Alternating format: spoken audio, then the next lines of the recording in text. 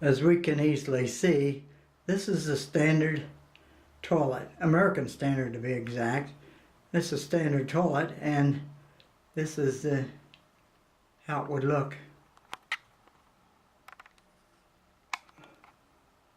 in most homes.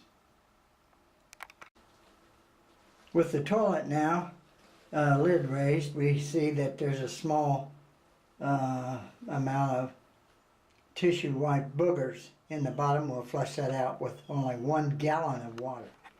We will also see that the invention Johnny Majic I produced in 1960 in Indianapolis, Indiana, to save water on the toilet.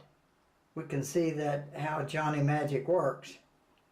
He just has, I got a safety pin in the hole.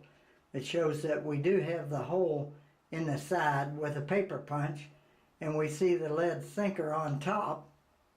It's a 2-ounce lead sinker hooked to the chain with a little piece of fishing cord going through there to hold it on its place.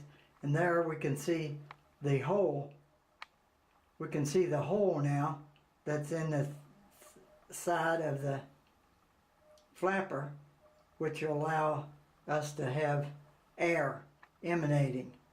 And we see the lead sinker. And this is all there is to Johnny Majic, which has saved me over 1 million gallons of water since 1960 on 2 different homes. 10 years in one home and 40 years in this home.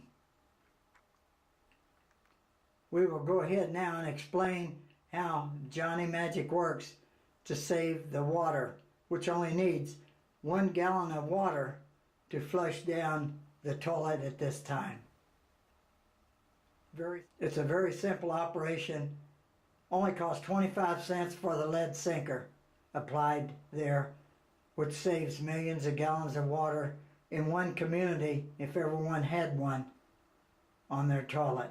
It's a standard toilet, standard flapper, with just Johnny Majic applied to it. The principles of Johnny Majic applied to it. Now as we approach the tank, we see that the water level there is up at the top at that mark. There's 5 gallons of water at the tank at that level. And we see down the bottom the fact that we have the flapper there with the chain hooked to it, and we'll see how all of that will work. Okay, now we're getting ready to flush the toilet. We'll only use 1 gallon in this flush because not much to go out.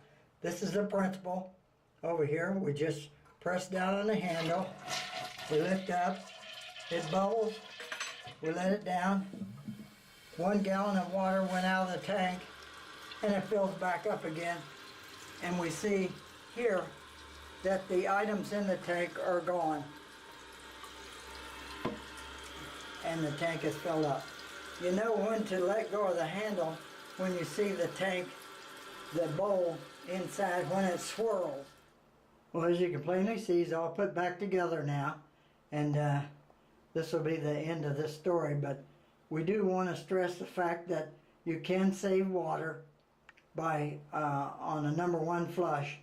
You can save, there's 5 gallons in that tank, and you can save 4 gallons of it each time you flush it, like I just indicated there.